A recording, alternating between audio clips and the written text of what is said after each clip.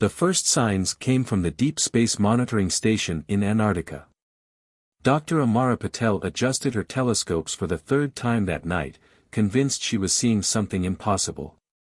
The objects she tracked violated every known law of physics, decelerating from near-light speed without any visible propulsion system. "Director Harrison," she called out, her voice steady despite her racing thoughts. "I need you to verify these readings."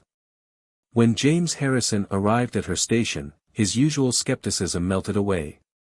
7 massive objects, each larger than the largest aircraft carrier ever built, had entered the solar system. Their surfaces seemed to absorb light rather than reflect it, creating void-like silhouettes against the stars.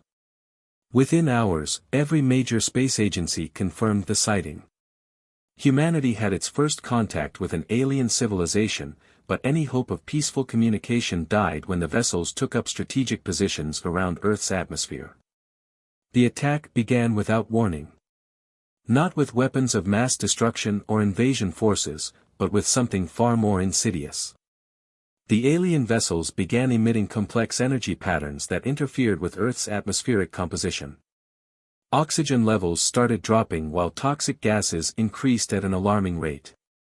In an underground facility beneath the Ural Mountains, Admiral Nikolai Volkov reviewed the latest atmospheric data with growing concern. "How long?" he asked Dr. Isabella Romano, Earth's leading atmospheric scientist. "At current rates, the atmosphere will become toxic within 72 hours, she replied, her fingers dancing across holographic displays. "They're not just polluting our air, they're transforming it into something else. Something that would probably suit their biology better than ours." Volkov nodded grimly. After 30 years in military service, he had finally found an enemy that couldn't be defeated with conventional weapons. But humanity wasn't as defenseless as the aliens might have assumed. "Show me the blizzard," he ordered, following Dr. Romano through heavily reinforced doors into a massive underground hangar.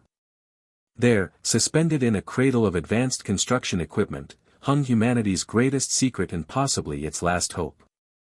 The Blizzard-Force Battleship gleamed under the harsh industrial lighting, its hull covered in intricate patterns of crystalline structures and rare earth elements. Unlike traditional military vessels, this ship wasn't designed to fire missiles or launch fighters. It was built to manipulate the fundamental forces of nature itself. Commander Raj Kapoor, selected to lead the Blizzard's maiden voyage, studied the latest simulations with his crew. "The aliens are using some form of quantum field manipulation to alter our atmosphere," explained Dr. Yuki Tanaka, the ship's lead physicist. The Blizzard systems were designed to generate controlled weather patterns, but theoretically, we could reverse engineer their atmospheric manipulation. The crew worked tirelessly through the night, modifying the ship's experimental systems for their new purpose. They had originally created the Blizzard to combat climate change, but now they would use it to save humanity from extinction. As reports of mass evacuations and failing crops flooded in from around the globe, the pressure mounted. The alien vessels maintained their precise formation, seemingly unconcerned with humanity's desperate attempts to survive their atmospheric assault. "They don't even see us as a threat," Commander Kapoor observed, watching the alien ships through high-powered telescopes. "They're treating this like a terraforming operation, not a military engagement." That realization sparked an idea. The aliens' confidence in their technological superiority might prove to be their weakness. They had mastered manipulation of Earth's atmosphere so completely that they might not expect anyone to understand, let alone counter, their methods. As the Blizzard systems came online, its crystalline hull began to pulse with barely contained energy. The ship's unique design incorporated cutting-edge quantum field technology with traditional engineering, creating something unprecedented in human history. The first test would either prove humanity's ingenuity or demonstrate their helplessness against an overwhelmingly superior force. As the massive hangar doors began to open above them, Commander Kapoor addressed his crew. "They think they're simply terraforming an inhabited planet," he said, his voice firm with conviction. "We're about to show them that humanity's greatest strength isn't our technology, it's our ability to adapt and overcome." Let's remind them why you should never underestimate Earth's defenders. The blizzard rose from its underground berth, its experimental systems humming with building power. Above, the alien fleet continued its work, unaware that humanity had created something that could turn their own methods against them. The battle for Earth's atmosphere was about to begin, and humanity's first strike would need to count. The blizzard ascended through layers of increasingly toxic atmosphere, its crystalline hull refracting the strange greenish light that now permeated Earth's skies. In the command center, Commander Kapoor watched as his crew performed final system checks with practiced precision. Lieutenant Arya Rodriguez, the ship's atmospheric specialist, monitored the environmental readings with growing concern. The alien vessels are accelerating their conversion process, she reported. They've adapted their field generators to work in synchronized patterns. The atmospheric degradation has increased by 30% in the last hour.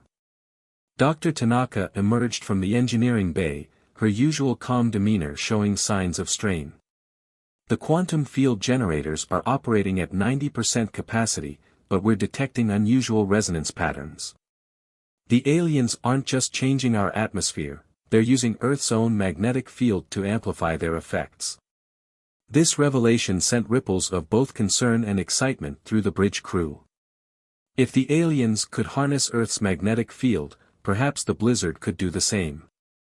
They didn't just need to generate a counterfield, they needed to create one that would work in harmony with the planet's natural systems. The ship's second-in-command, Major Viktor Petrov, pulled up the tactical display. The alien vessels maintain a geodesic formation, he observed. Each ship positions itself at points of maximum magnetic flux. They're not just coordinating their attacks, they're creating a planetary-scale conversion grid. In the engine room, Chief Engineer Marcus Wong and his team worked frantically to modify the Blizzard's field generators. The ship had never been designed to tap into Earth's magnetic field, its systems were created to manipulate local weather patterns and atmospheric conditions. Now they needed to expand its capabilities dramatically, all while avoiding a catastrophic system overload. Rerouting power through the secondary crystalline arrays, Wong announced over the comm system. Dr. Tanaka, we're seeing some unusual quantum fluctuations in the main generator core. The crystals are responding to the alien fields in ways we never anticipated. Above them, the alien vessels continued their work with mechanical precision, their dark hulls absorbing all scanning attempts. They moved with perfect coordination, adjusting their positions minutely to maintain optimal conversion efficiency. Their confidence in their technological superiority was evident in every aspect of their operation. Commander Kapoor gathered his senior staff for an emergency briefing. The blizzard hung in low Earth orbit, its systems humming with potential energy as they prepared for their first engagement. We have one significant advantage, he explained, highlighting tactical projections. They don't consider us a threat. Their sensors are calibrated to monitor atmospheric changes, not military responses. Dr. Tanaka pulled up her latest analysis. The crystalline structures in our hull are showing unexpected properties, she reported. They're naturally resonating with both Earth's magnetic field and the alien conversion frequencies. If we can amplify this effect, we might be able to do more than just disrupt their work, we could potentially reverse it. The implications of this discovery energized the crew. The Blizzard's experimental design, originally created to fight climate change, might prove to be the perfect counter to the aliens' atmospheric warfare. But first, they needed to survive unleashing such power. Lieutenant Rodriguez worked with Dr. Tanaka to calibrate the ship's sensors, mapping the complex interactions between the alien fields and Earth's magnetosphere. There's a pattern to their conversion process, she noted. They're not just changing the atmosphere randomly, they're following a specific sequence, like a complex chemical reaction. As the crew made final preparations, reports from Earth grew increasingly dire. The toxic atmosphere had forced most of the population into underground shelters. Crops were failing globally, and the oceans were beginning to show signs of chemical changes. They had hours, not days, to act. Commander Kapoor studied the tactical displays, considering their options. A direct confrontation would be suicide. The alien vessels were far larger and more advanced. But if they could turn the aliens' methodical approach against them, use their own precision and predictability as a weakness, they might have a chance. "All hands to battle stations," he ordered, his voice carrying renewed purpose. "Dr. Tanaka, begin power-up sequence for the quantum field generators. Lieutenant Rodriguez, I want continuous monitoring of atmospheric conditions. Major Petrov, plot an approach vector that keeps us in their sensor blind spots." The Blizzard's crystalline hull began to pulse with energy, its unique design coming fully alive for the first time. They were about to attempt something unprecedented, using a weather control system as a weapon against an alien armada. As they moved into position, Commander Kapoor addressed his crew one final time. "Everything humanity knows about manipulating atmospheric conditions, everything we learned fighting climate change, has led to this moment," he said. "We're not just fighting for survival, we're fighting to prove that humanity's greatest achievements can rise to any challenge, even ones we never imagined facing." The alien fleet remained focused on their atmospheric conversion, unaware that humanity's response was about to demonstrate why Earth's defenders should never be underestimated. The Blizzard's first strike would either change the course of the invasion or prove that humanity's best efforts were insufficient against such advanced technology. As they made their final approach, the crew knew they were about to make history, one way or another. The battle for Earth's atmosphere was about to begin in earnest, and humanity's most ambitious project would face its ultimate test. The Blizzard moved silently through Earth's deteriorating atmosphere, its crystalline hull absorbing the sickly green light that pulsed between the alien vessels. Inside the bridge, tension mounted as they approached their first target. "Primary quantum field generators at maximum capacity," Chief Engineer Wong reported, his voice tight with concentration. "Hull resonance patterns are stable, but we're detecting increased crystal activity. The alien fields are affecting our systems more than we anticipated." Commander Kapoor watched the nearest alien vessel through the main viewport. Its dark hull seemed to consume the space around it, a void against the stars. "Time to atmospheric toxicity?" he asked. Lieutenant Rodriguez checked her readings. 48 minutes until the atmosphere becomes lethal in major population centers. The alien conversion has reached a critical acceleration point. "All stations, prepare for engagement," Kapoor ordered. "Dr. Tanaka, begin quantum field initialization sequence. Let's show them what human ingenuity can do." The Blizzard systems hummed to life, its crystalline hull beginning to pulse with building energy. The experimental quantum field generators powered up, creating ripples in the electromagnetic spectrum that mirrored the aliens' own atmospheric manipulation technology. "Target locked," Major Petrov announced. "The nearest vessel remains focused on its conversion protocols. No indication they've detected our approach." Commander Kapoor took a deep breath. Everything they knew about physics, everything they'd learned about weather manipulation and atmospheric control, had led to this moment. "Initiate primary sequence. Full power to field generators." The Blizzard's first strike manifested as a visible wave of energy, rippling outward from its crystalline hull. The quantum field expanded rapidly, intersecting with the alien vessel's conversion beam. For a moment, nothing seemed to happen. Then the alien ship's field wavered. "Direct hit," Lieutenant Rodriguez called out. "Their conversion field is destabilizing. Local atmospheric readings show a 15% reduction in toxic elements." But their victory was short-lived.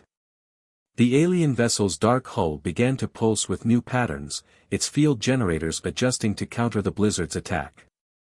Within moments, the conversion beam stabilized, stronger than before. "They're adapting," Dr. Tanaka reported, her fingers flying over her console. "The crystalline resonance patterns, they're learning from our attack. Each adjustment we make, they counter it more quickly." The bridge crew watched as the alien fleet began to shift formation, their precise movements creating new patterns in Earth's magnetic field. The atmospheric conversion accelerated, green lightning crackling between their ships with increased intensity. "Second attack run," Commander Kapoor ordered. "Adjust field frequencies based on their adaptations. We need to stay unpredictable." The Blizzard's engines flared as it maneuvered for another strike, its quantum field generators recharging. But the alien vessels had begun to take notice. Their formation shifted, creating defensive patterns that strengthened their conversion fields. "Multiple energy signatures detected," Major Petrov warned. "They're actively scanning us now. Our stealth advantage is gone." The Blizzard launched its second attack, this time targeting the point where 3 alien conversion beams intersected. The quantum field burst forth, more powerful than before, disrupting the aliens' careful synchronization. Alarms blared throughout the ship as the crystalline hull absorbed unprecedented levels of energy. "Hull integrity at 82%, Chief Wong reported. The crystals are absorbing more power than they were designed to handle." But their attack had an effect. The alien conversion pattern broke apart, their fields temporarily destabilizing. For precious minutes, Earth's atmosphere began to clear, the toxic green haze dissipating. "Analysis complete," Dr. Tanaka announced, studying the data from their attacks. "The aliens aren't just using Earth's magnetic field, they're creating a resonance cascade.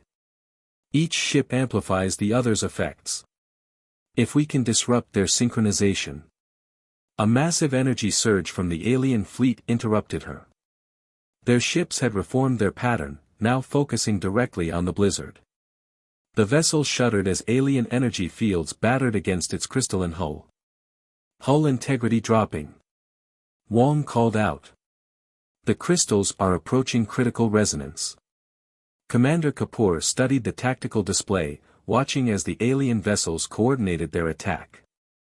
They moved with perfect precision, each ship positioning itself to maximize their combined effect. But in that precision, he saw their weakness. "They're too perfect," he realized. "Too coordinated." "Dr. Tanaka, what would happen if we deliberately destabilized our own quantum field? Created a chaotic resonance pattern?" Understanding dawned in the physicist's eyes. "Their systems are designed for perfect synchronization.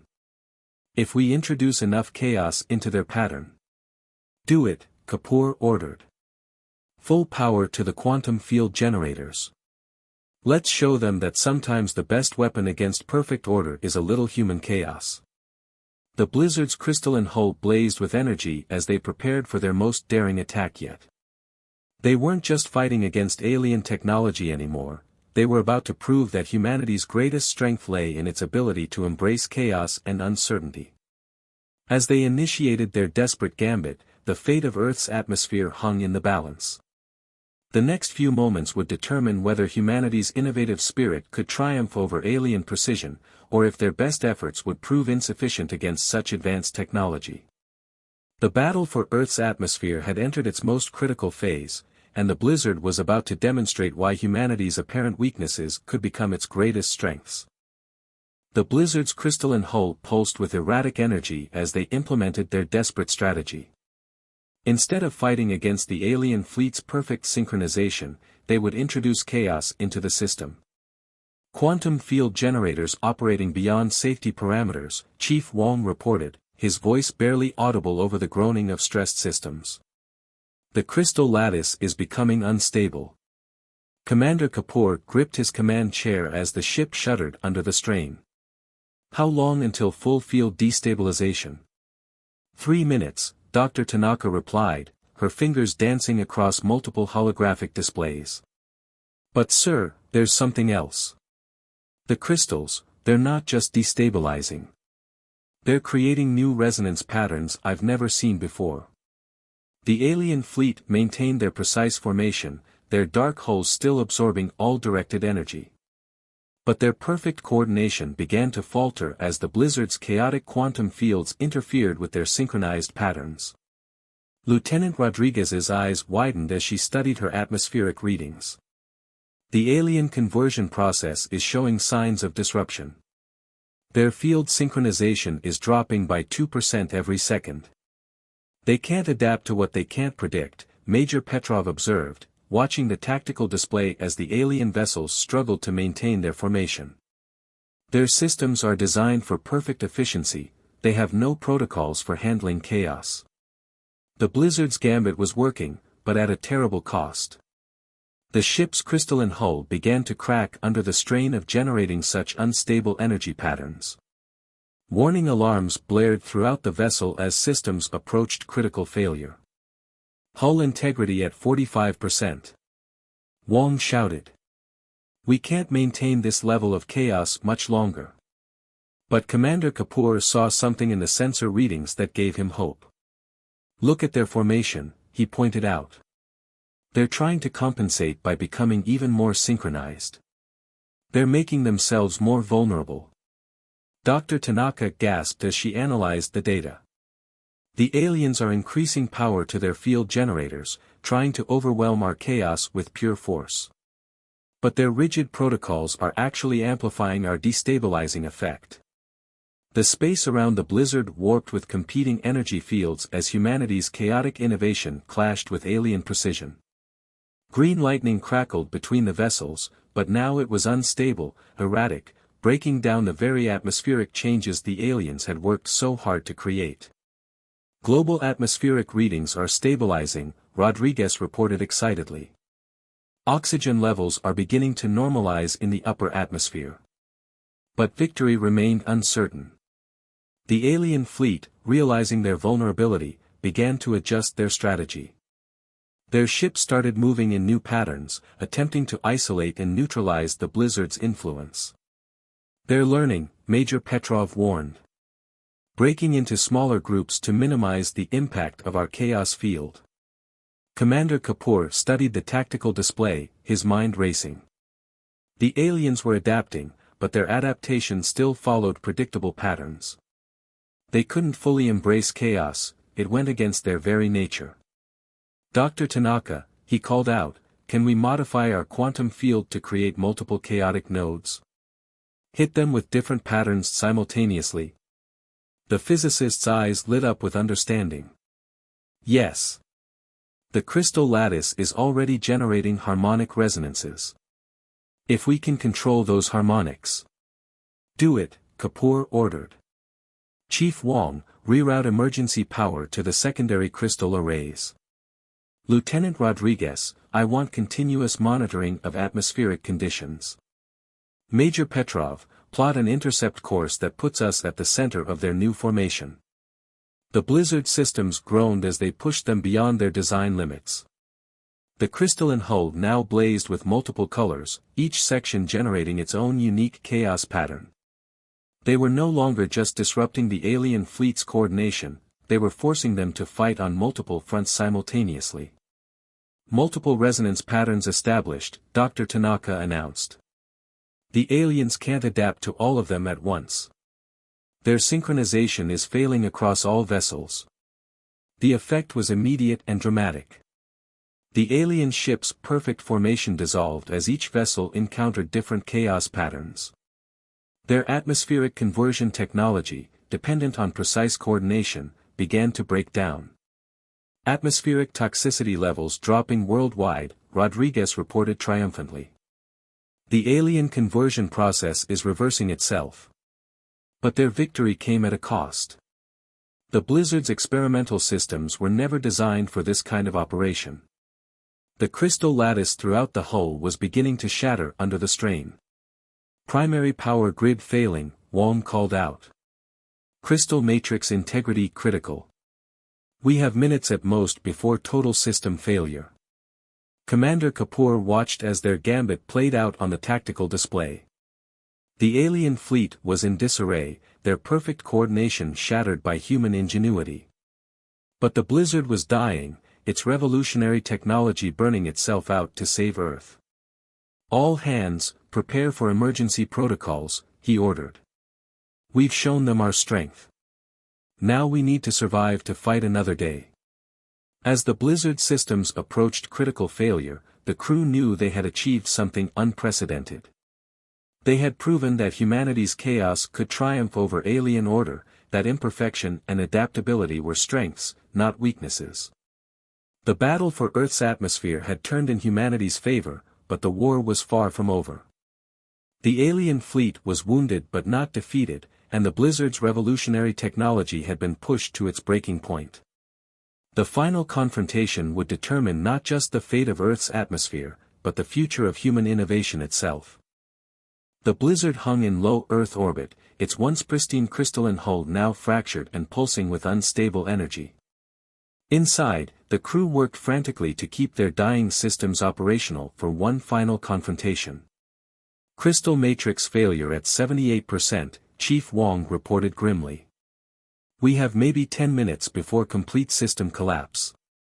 Commander Kapoor studied the tactical display, watching the alien fleet regroup. Their perfect formation was shattered, but they were adapting, learning to operate independently rather than in perfect synchronization. Status of their atmospheric conversion. They've switched to localized fields, Lieutenant Rodriguez answered. Smaller scale, but more resilient to our chaos effect. They're starting to rebuild the toxic atmosphere in concentrated areas. Dr. Tanaka emerged from the engineering bay, her uniform stained with coolant from ruptured crystal matrices. Commander, I've been analyzing the harmonic patterns in our failing crystal lattice. The fractures, they're creating new resonance frequencies we never thought possible. Understanding dawned across the bridge. The Blizzard's dying moments might offer their greatest weapon yet. Explain, Kapoor ordered. The fragmenting crystal matrix isn't just generating chaos anymore, Dr. Tanaka continued. It's creating a cascade of quantum frequencies.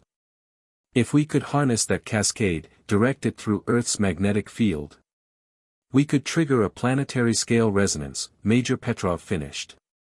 Hit every alien vessel simultaneously with an unprecedented number of chaotic patterns. But the cost would be absolute. Using the Blizzard's failing systems in such a way would destroy the ship completely. They would have one chance, one final strike to save Earth. Commander Kapoor opened a ship-wide channel. All hands, this is the commander. Our mission has always been to protect Earth's atmosphere, to prove that human innovation could stand against any threat. Now we have a chance to complete that mission, but the cost will be high. The crew's response was immediate and unanimous. They had known from the start that this might be a one-way mission. Each member of the Blizzard's crew had accepted that possibility when they volunteered. Begin final sequence, Kapoor ordered. Chief Wong, redirect all power to the crystal matrix. Dr. Tanaka, calibrate the quantum field generators for maximum dispersion through Earth's magnetic field. Lieutenant Rodriguez, I want continuous monitoring of atmospheric conditions. Major Petrov, plot an intercept course that will put us at the focal point of the planet's magnetic poles. The Blizzard's engines flared as it maneuvered into position. Below them, Earth's atmosphere still swirled with alien toxins, but now hope for its restoration rested in the very destruction of humanity's most advanced vessel.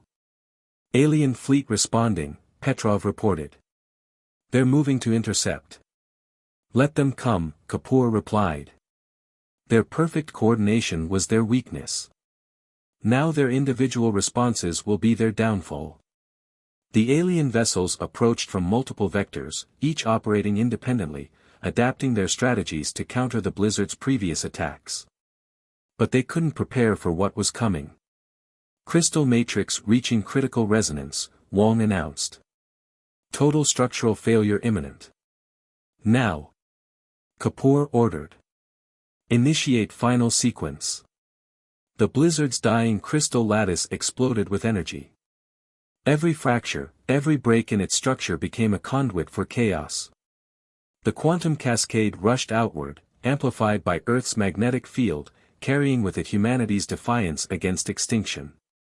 The effect was beyond anything they had anticipated. The quantum cascade created a web of chaotic energy that encircled the entire planet. Each alien vessel was caught in multiple resonance patterns, their advanced technology overwhelmed by the pure, uncontrollable force of human desperation and ingenuity. Atmospheric readings going crazy. Rodriguez shouted over the sound of failing systems. The alien conversion process, it's not just stopping, it's reversing. Through failing viewscreens, the crew watched as their final gambit played out. The alien fleet's dark hulls blazed with conflicting energies as their systems overloaded. One by one, their conversion fields collapsed completely. Crystal matrix failure in 10 seconds, Wong reported calmly. Complete system collapse imminent. Commander Kapoor stood at his station, watching humanity's victory unfold. Send final transmission to Earth Command. Tell them that chaos trumps order when humanity stands united. The Blizzard's hull began to break apart, its crystalline structure shattering into a million glittering pieces. But its sacrifice had achieved what seemed impossible. The alien fleet, unable to cope with the cascade of chaos unleashed through Earth's own magnetic field, began to retreat. Their perfect technology, designed for precision and coordination, had been defeated by humanity's ability to embrace and weaponize imperfection itself. As the last remnants of the Blizzard scattered across Earth's orbit, atmospheric sensors worldwide confirmed their victory. The alien toxins were dissipating, broken down by the same chaotic energy that had driven away their creators. Humanity had proven that their greatest weakness, their unpredictability, their embrace of chaos, could become their greatest strength. The crew of the Blizzard had sacrificed everything to teach an advanced alien race a crucial lesson: never underestimate a species that could turn desperation into innovation, imperfection into advantage, and certain defeat into impossible victory. In the years that followed, humanity would rebuild and advance, incorporating the lessons learned from the Blizzard's final mission. They would develop new technologies that embraced chaos rather than fought it, creating defenses that no perfectly coordinated enemy could overcome. The aliens never returned to Earth. Perhaps they had learned that some planets, and some species, were better left alone. Or perhaps they simply couldn't comprehend a civilization that could triumph through its flaws rather than its perfections. Either way, humanity had proven itself ready for the challenges of a universe where perfection wasn't always the path to victory. The Blizzard's legacy lived on in every new ship, every new defense system, and every innovation that followed, a reminder that humanity's greatest strength lay not in achieving perfection, but in finding power in imperfection itself.